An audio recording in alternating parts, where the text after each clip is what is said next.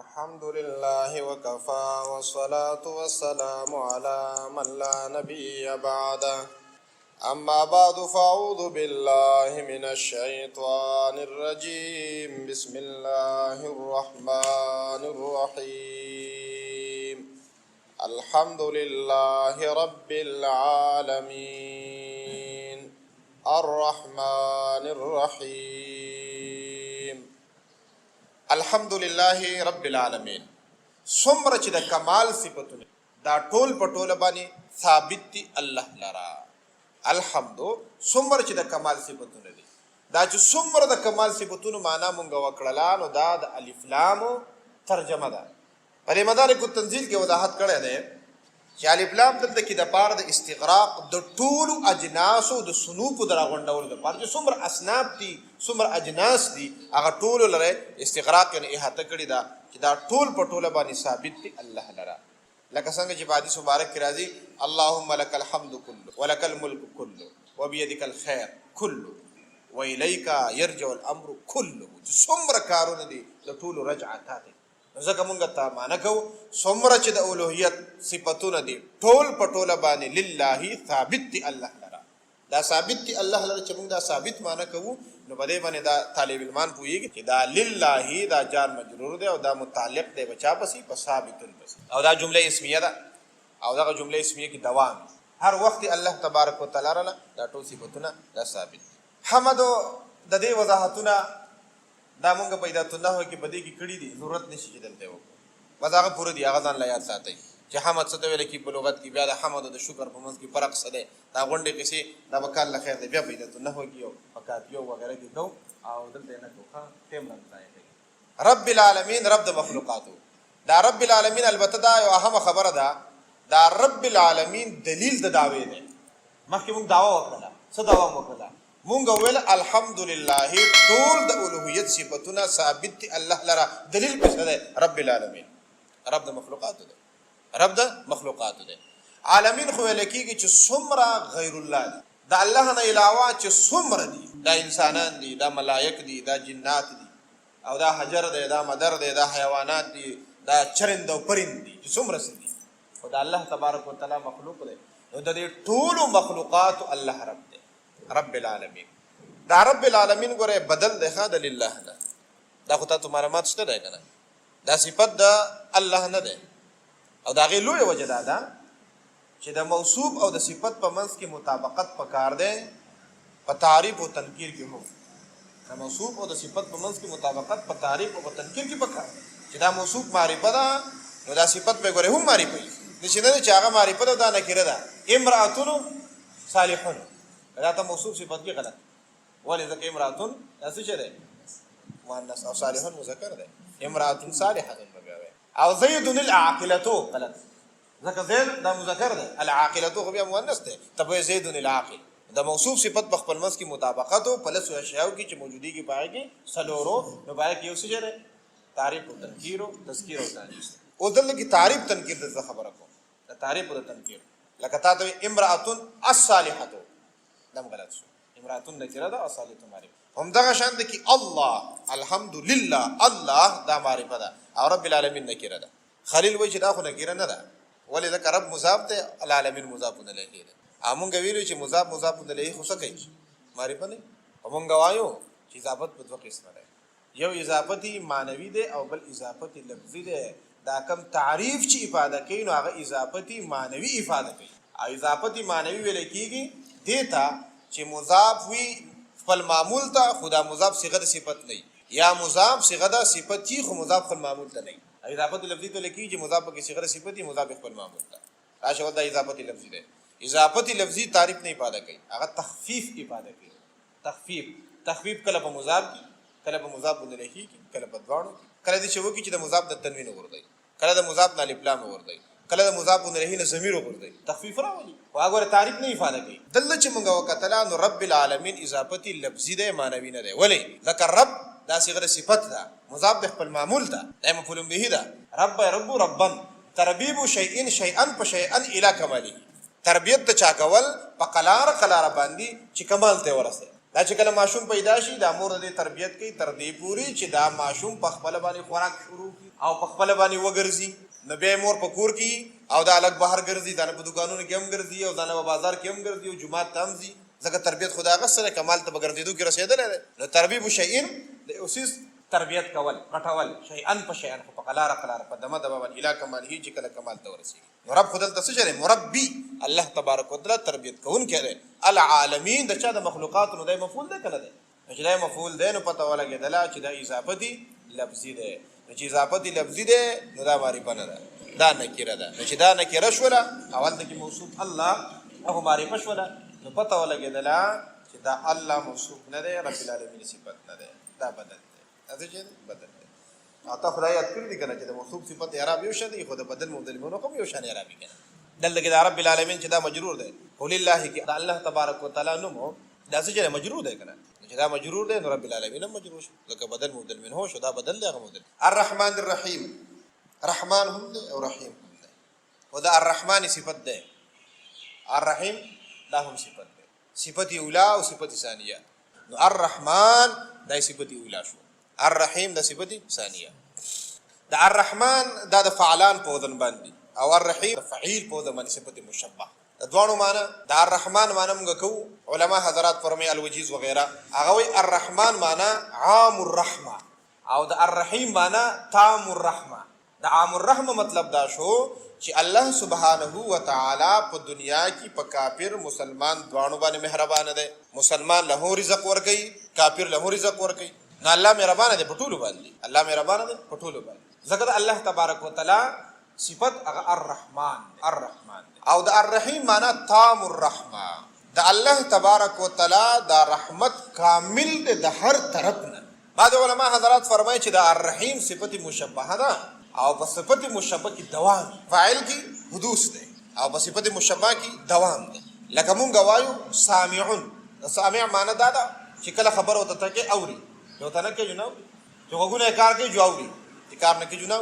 وسه ټایم کې اوري څه ټایم کې نه اوري نو سامعون معنی کله اوري کله نه اوري دې کې حدوث ده او د سمیع مطلب دا ده چې په هر آن کې په هر ټایم کې دی اوري الله تبارک وتعالى سمیع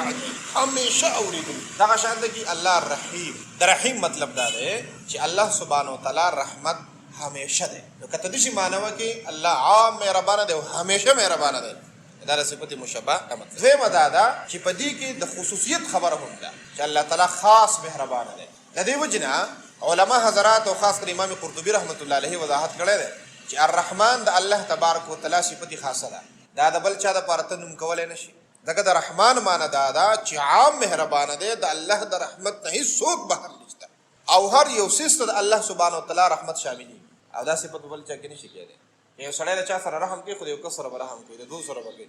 دا رحم ټول خلکو لپاره شامل دی نشي کور لپاره شامل شي گاوند لپاره شامل شي لکه مخلوقات خو نو انسان دا رحمان نشي کېدای الله رحمان دی د دې وجینا چې دا د الله سبحانه وتعالى یو خاص صفت دی نو تسنیکی کی جمع کیږي هم ده لکه څنګه چې الله تسنیکی کی جمع کیږي نه د الله تسنیه نشته د الله جمع نشته د الله مؤنث نشته د الله مؤنث نشته دا شان د الرحمن د دې تسنیه نشته د دې جمع نشته د دې مؤنث نشته ولی ځکه الله تنها ده وحده لا شریک ذات ده څوک سره برخور نشته دو خدایان خو نشته چې موږ رحمان تسنیه کو موږ الله تسنیه کو ډیر خدایان خو نشته چې موږ الله جمع کو او موږ رحمان جمع او الله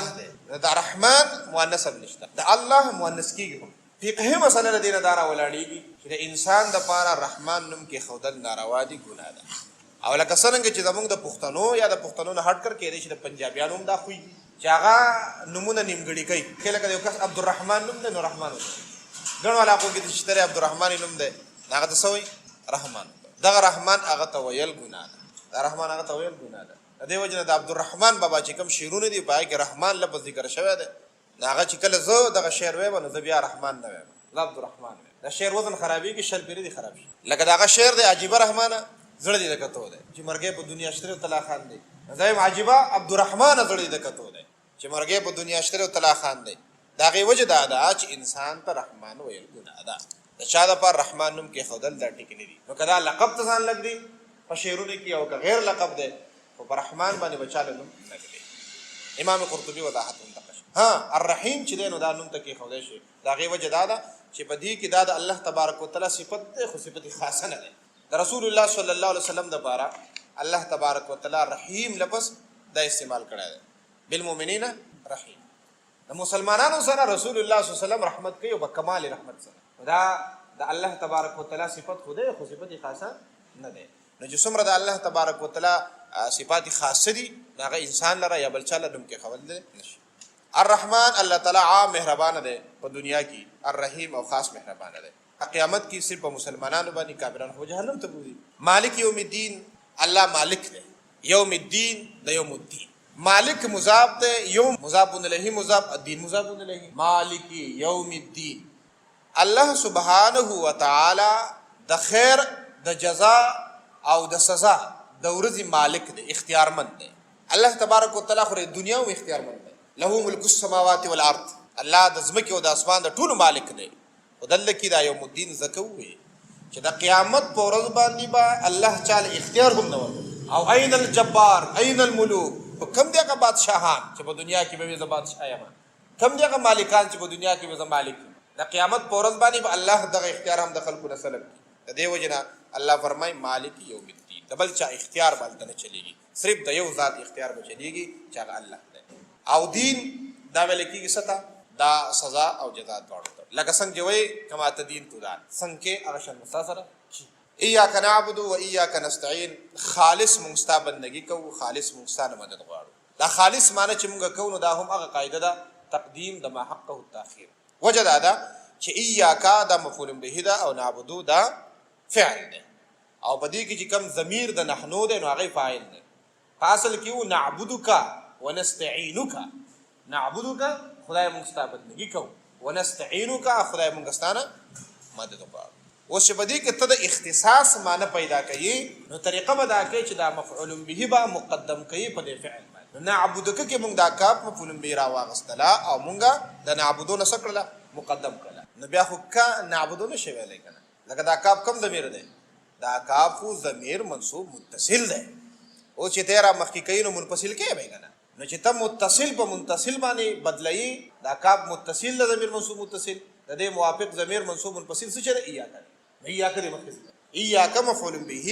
نعبدو فعل فاعل. هم دقه شان د کې معامله موږ د نستعین سره کړي. ایاک نستعینو، اصل کې نستعینو کو، دا کاف در مقدم کو، دا ضمیر منصوب متصل و هلته منفصل کو، نو ایاک نستعین. معنی به کې پیدا شوله د خصوصیتو، خاص موږ ستا بندګي کوو، ستا نه علاوه د هیڅ چا بندګي نه کوو. په دې کې د تمامو شرکیاتو کفریاتو نه براعت دی. و ایاک نستعین او استعانت د الله تبارک وتعالی نه غوښتل دي، د بل چا نه غوښتل نه دي. یعنی لا حول ولا قوة الا بالله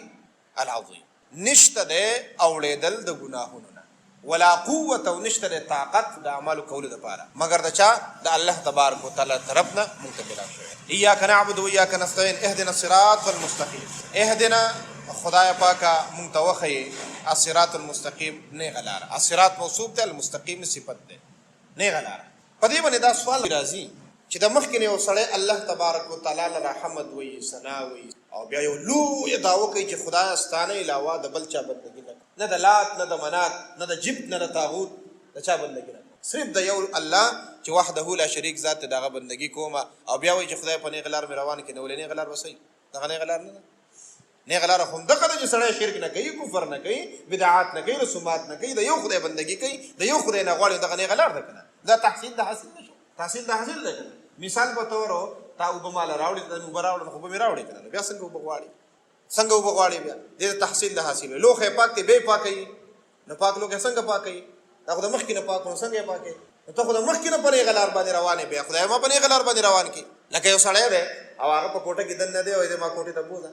دغه ته په کوټه کې دننه یې که نه؟ یاره چې دریا خان صاحب په جومات کې دننه ناست دی، یاره ما جومات ته وبوځه، نو په جومات کې ورته ناست یې که نه؟ دا جومات دی که نه؟ تحصیل د حاصل وایي. او زمونږ ټول هوښیاران وایي چې تحصیل د حاصل باطل دی. تحصیل د حاصل څه شی دی؟ تا دا خبره ومنودله چې زه به د یو خدای بندګي کوم، ایاک نعبد و ایاک نستعین. نو بیا څنګه وایي چې خدای پاک ماته نیغه لاره وښیي؟ دا مدارک التنزیل د دې وضاحت کوي چې د اهدنا یو معنا دا ده چې خدایا ما مضبوط کی، قائم کی، دائم بھی کی. او د هغې دپاره بیا د عربۍ مثال هم راوړي، پښتو کې هم مثال شته دی چې ډېر کارتونه کې په ظاهر باندې ښکار تحصیل د حاصل خو ګوره دغه تحصیل د حاصل دی. لکه مثال په تور یو سړی دی هغه بل ته وایي ته لږ ودرېږه زما کار دی او زه راځم د مخکې نه ولاړ دی نو بیا څنګه ودرېږي. مثال به ته کښېنه ته درځم ته د مخکې نه ناست دا تحصیل د حاصل نه شو خو ناست یم څنګه ما ته وایي ته کښېنه. د دې خبرې مطلب دا دی زما د راتلو پورې ته کښېنه ګوره هسې چې پاسې زما د راتلو پورې ته ودرېږه هسې نه چې ته لاړ شي نو دوام مطالبه کوي. تحصیل د حاصل نه دوام مطالبه. نو اهدنا الصراط المستقیم خدای ما ته نیغه لاره وښیې په نیغه لار خو روان یم نو خدای په دې نیغه لار باندې ګوره ما مضبوط کې هسې نه چېرته شیطان مې دوږږي او کږې لارې ته واوړم نه نه چې د مرګه پورې په دې نیغه لار باندې زه دقه شان ولاړ یم. د دې وجې نه دا مدارک التنزیل والا وایي چې خدای پاکه ما ته قایم کې او ما ثابت کې هلکه څرنګه چې ته قایم ته وایې قم حتی اعوده ته لږ ودرېږه که نه چې زه راشم نو دا قم او د مخکې نه ولاړي د دې مطلب دا دی چې ګوره ته څه وکړه په دې ولاړه باندې قایم دایم اوسېږه. او دویم معنی یې دا کړې ده اهدنا فی الاستقبال کما هدیتنا فی الحال.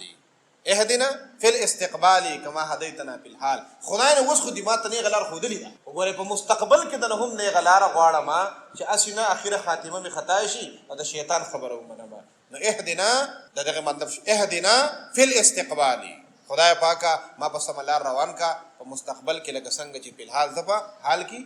په نیغه لار روان کړی یم. نو مونږ ځکه ترجمه په هغه لفظي ترجمه کې دې شی وکړله اهدنا خدای پاکه مونږ مضبوط کې قایم او دایم هم کې صراط المستقیم په نیغه لاره باندې. صراط الذین لار د هغه کسانو انعمت علیهم چې تا په انعام کړی دی غیر المغضوب علیهم ولا الضالین. دا لار د هغه کسانو لار نه ده چې په کومو کسانو باندې غصه شوې ده او دا لار د هغه کسانو لار نه ده چې کم ګمراه دي. حدیث مبارک کې راځي د حضرت عدی ابن حاتم رضی الله عنه پر روایت باندې چې رسول الله صلی الله علیه وسلم فرمایي ان المغضوب علیهم اليهود. دا مغضوب علیهم چې دین دا یهود په دوی باندې غصه شوي دا غسل کې وجه ده چې سره د علم دوی بیلانو او قران مجید د دې په حواله باندې دا خبره کوي یعرفونه کما یعرفون. دا خلق دا یهودو دا پیغمبر دسې پیژني لکه څنګه چې خپل بچي پیژني بیا هم د پیغمبر نه انکار کوي نو په دوی باندې د الله تبارک وتعالی لوی غضب نازل شوی دی. سره د دې نه چې ته نیغه لار معلومه ده بیا هم په نیغه لار باندې دی نه ځي نو دا د غضب مستحق دی دا د قهر مستحق دی. نو الله تبارک وتعالی په دوی باندې قهر او غضب نازل د دې په مقابله کې چې کم د سواره او هغوی ته لار نه هغوی په نور نور باندې شروع کړي وه د هغه ځکه دوالین دي خطا دي خطا د هغوی نه لاره خطا شوې وه او د نورو ته ښه لاره معلومه خو تلپې نه چې لاره ورته معلومه وه او تلپې نه نو د الله تبارک وتعالی د قهر او د غضب څه شو مستحق شو نو په کږه لار باندې روان شو. نو خدای موږ ته داسې نیغه لاره وښیې چې په هغې باندې هغه خلک روان دي چې په کومو خلکو باندې تا انعام کړی دی او خدایه داسې لار ده چې په هغې باندې ګوره دغه ګمراه نه دي روان په هغې باندې دغه مغضوبون علیهم چې په چا باندې قهر شوی دی غضب شوی دی هغه پرې روان نه دي. خلاصه د خبرې دا شوه لکه څنګه چې عدي بن حاتم وایي چې رسول الله صلی الله علیه وسلم فرمایلي چې مغضوبو دا یهود دي او ضالین دا نصارا دي او دا منعم علیهم ښکاره خبره ده چې دا رسول الله صلی الله علیه وسلم دا ملګري شهدا دغه غیر المغضوب علیهم غصه نه ده کړلی شوي په دوی باندې ولا ضالین او نه خطا دي بېلاره دي. آمین. خدای پاکه دا دعا زمونږه قبوله. فقهي مسله چې کومه په دې ده کې بیان کړل کېږي او ما تاسو ته وړاندې وي چې دا فقهي مسلې به ذکر کوو. د هغه یوه خبره پکې فقهي دا ده چې کوم سړی په امام پسې وروسته ولاړي او امام صاحب غیر المغضوب علیهم ولا الضالین وایي نو د دپاره امین ویل دا پکار دا مسنون امین به وایي. خو چې کومه خبره لکه نن سبا ډېر خلک یې په زور او په شور باندې کوي نو مونږ ته تصریف هغه دلایل مخې ته راوړو. نفسي مسله به درته وښیم او د هغې نه پس دلایل دي. نفسي مسله دا ده چې د مقتدي دپاره د امام نه وروسته د امین په تیزه پکار دی او که په روغ پکار دی یعنی امین بالجهر پکار دی او که امینو بالسر پکار دی.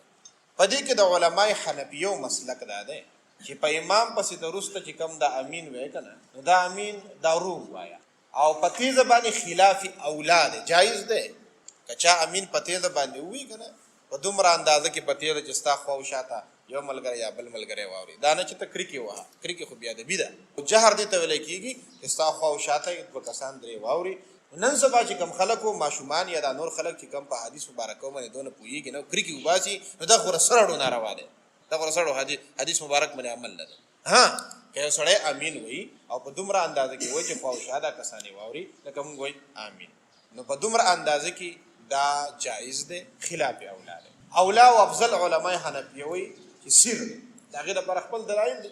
لکه امام بخاری رحمت الله علیه د عطا بن ابي رباح نه را نقل کړي، هغه فرمای الامین دعاء. امین چې دعا د ښکارا خبره د امین معنی دا خدای پاک زموږ دا دعا قبول کړي او په سورۃ الفاتحه کې دا دعا کړي دا بس امین وې دعا وسکي. دا بخاری جلد نمبر 1 صفحه 107 باندې. او د دعا په باب کې الله تبارک وتعالى فرمایي سوره اعراف 55 نمبر آیت کریمه ادعوا ربکم تضرعا وخفیه. تاسو د الله نه غواړئ او د هغې دپاره آداب دا دي چې د الله نه غواړئ نو تاسو خپل ځان محتاج ګڼئ، الله محتاج الیه وګڼئ، وخفیه او پټ. دعا په آدابو کې دا خبر راغله چې ګوره ته به په پټه باندې دعا غواړي. او د حضرت زکریا علیه السلام په باب کې دا خبره په سوره مریم 3 نمبر آیت کریمه کې دا ده اذ نادا ربه نداء خفیا، چې کله الله ته आवाज وکړو خو د आवाज چغې نه والي په قلاره باندې نداء خفیا. دا د دعا آداب شو. د دې وجه نه مونږ وایو چې دا امینو دا په سر باندې اولاد. او د بخاری شریف حدیث مبارک دی بل جلد نمبر 1 صفحه 108 عن ابي هريره رضي الله تعالى عنه ان رسول الله صلى الله عليه وسلم قال اذا قال الامام غير المغضوب عليهم ولا الضالين فقولوا امين. چې کله امام غیر المغضوب عليهم وای نو تاسو امین وای. استدلال دې څنګه کوم نه راته بل حدیث ته ګوره د مسلم شریف جلد نمبر 1 صفحه 177 باندې عن ابي هريره رضي الله تعالى عنه قال كان رسول الله صلى الله عليه وسلم يعلمنا يقول پیغمبر چې موږ ته تعلیم راکو موږ ته به لا تبادر الامام د امام نه مخ کې کېږي اذا كبر فكبروا چې کله اغا تکبیر وای نو ته هم تکبیر وایا، واذا قال ولا الضالين فقولوا امين واذا ركع فاركعوا. استدلال طریقه دا ده. رسول الله فرمایي چې کله امام الله اکبر وای نو تم الله اکبر وایا. دا الله اکبر دا مقتدی په تیزه باندې وای روی نه وای روی وای نو ځکه پیغمبر وای چې کله الله اکبر وای نو ګوره ته الله اکبر وای چې نه وای ګوره وای الله اکبر. او چې کله امام غیر المغضوب علیهم ولا الضالین وای نو په دغه ټیم کې ته امین وای نو چې ټول په چغه امین وای نو بیا دې خبر ته ضرورت جوایا. اخو اسیم خلکو وي په مسجد نبوي کې سچويشن ته دې جوړ کا چې امام وای غیر المغضوب علیهم ولا الضالین او ټول پسې په شریک باندې امین وای نو دې خبرې ته بیا ضرورت پاتې شي چې وای پسې اخو اسیم وای تحصیل له حسین دا خو د پټ وي نو تا ته پته ولګي چې لکه وایو کنه وای نو ګوره وای. دا د بخاری شریف حدیث ته کنه دا وایي تاسو د بخاری دلیل نشته ته حدیث پوهیږئ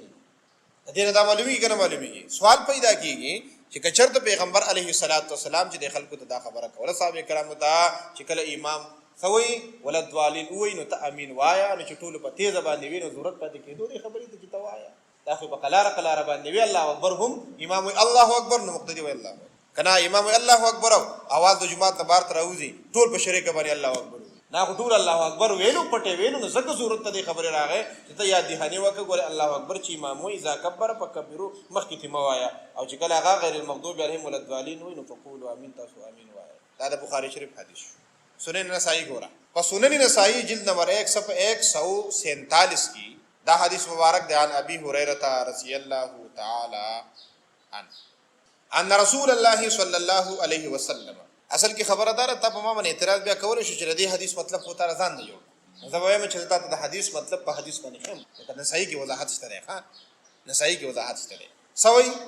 اذا قال الامام ولا الضالين فقولوا امين فان الامام يقولها. سوال پیدا کی حدیث مبارک کی دا وای فان الامام يقولها چې کله امام غیر المغضوب علیهم ولا الضالین نو تام امین وای ګور امام وای نو چې امام په چغه باندې وینو دې خبره څه ضرورت پاتې شي امام وای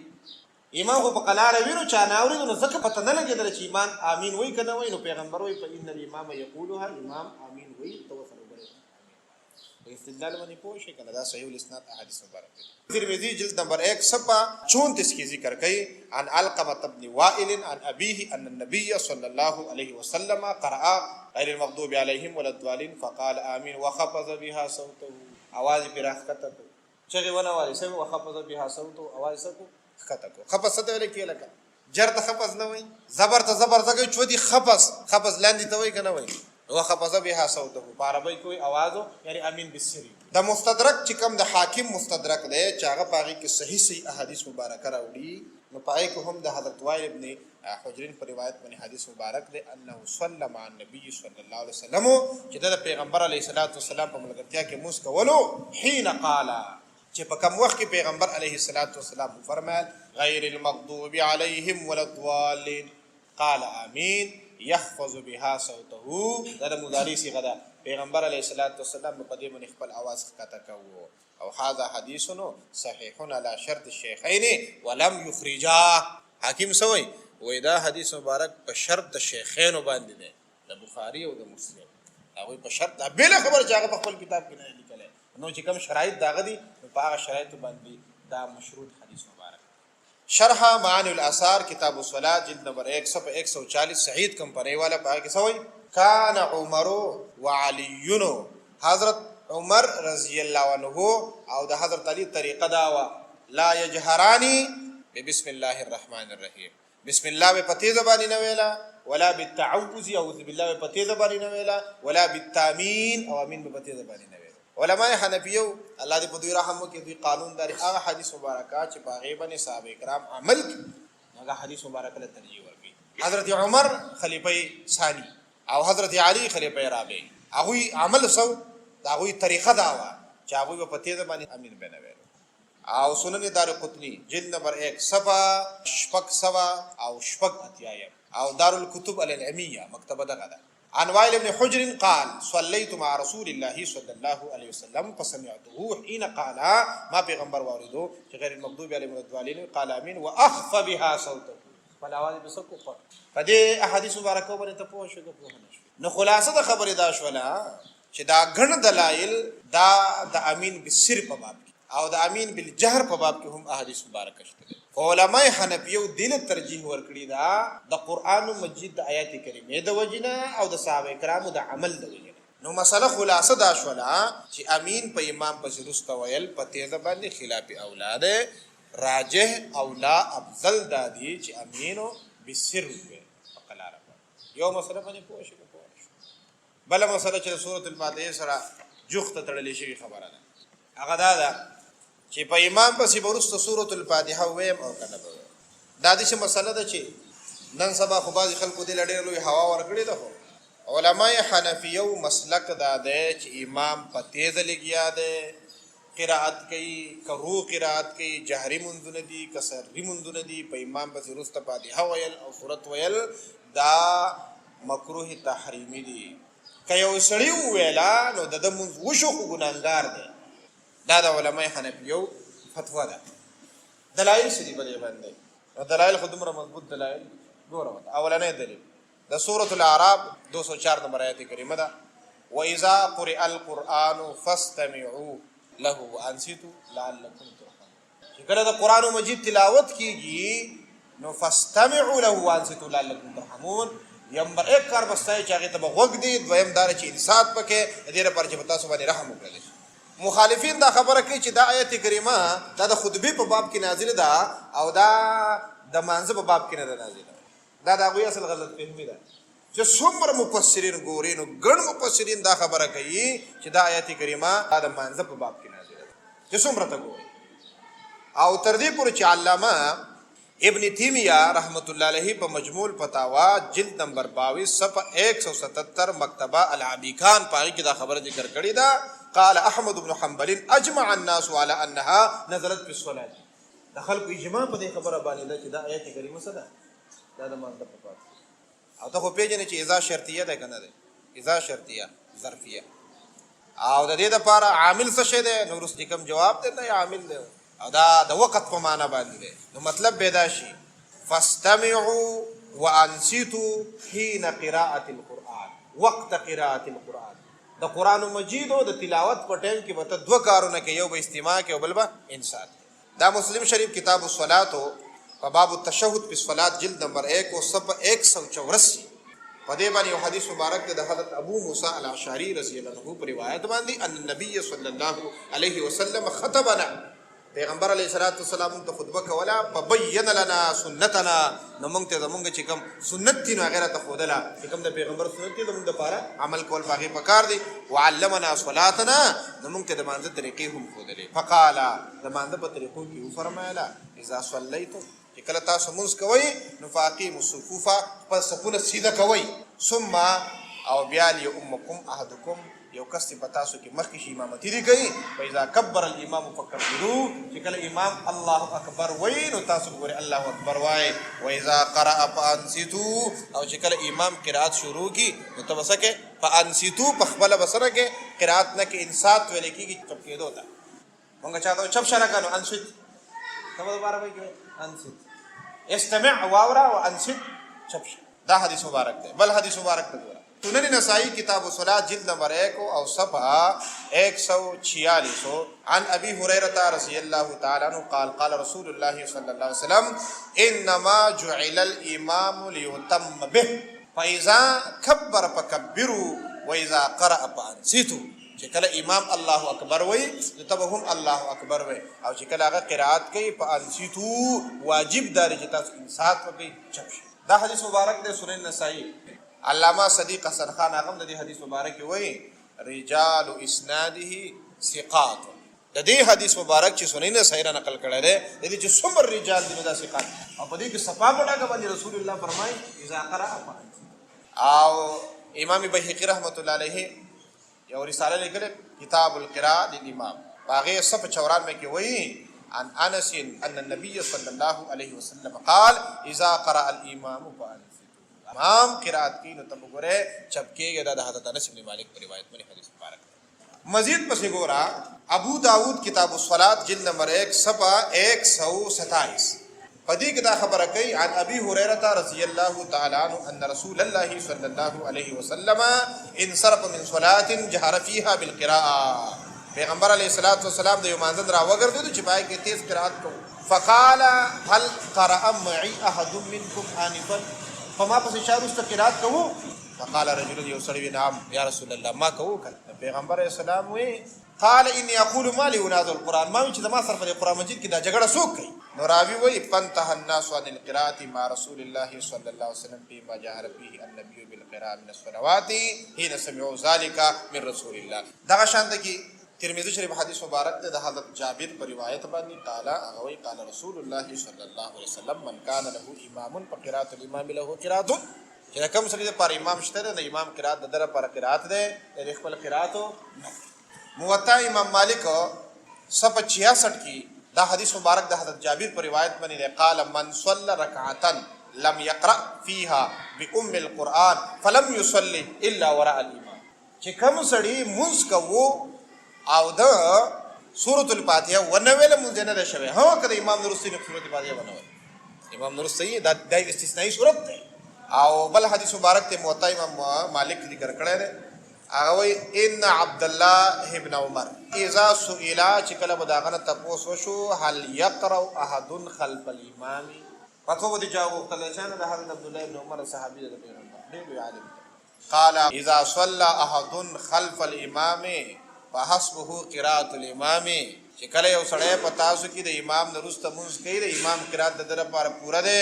و اذا صلى وحده فليقرأ او چې کله ځان له مونږ کوي هغه وای قال او راوی وای وکانه عبد الله ابن عمر او حضرت عبد الله ابن عمر لا يقرأ خلف الامام دا خپل کار دا چې امام مسی درسته وستل نه کوي دا شرح معانی الاثار جلد نمبر 1 صفحه 151 کې دا ابو جمرہ د حضرت عبد الله ابن عباس نه تاسو کوي بل صحابي له توخیر کړه عبد الله ابن عباس کوم امام المفسرین داغه تاسو کوي وقال وتوي اقرا والامام بين يدي امام چې دمانه مخکینو العلماء قال جواب ورکړي لا نه امام بسرو تلاوت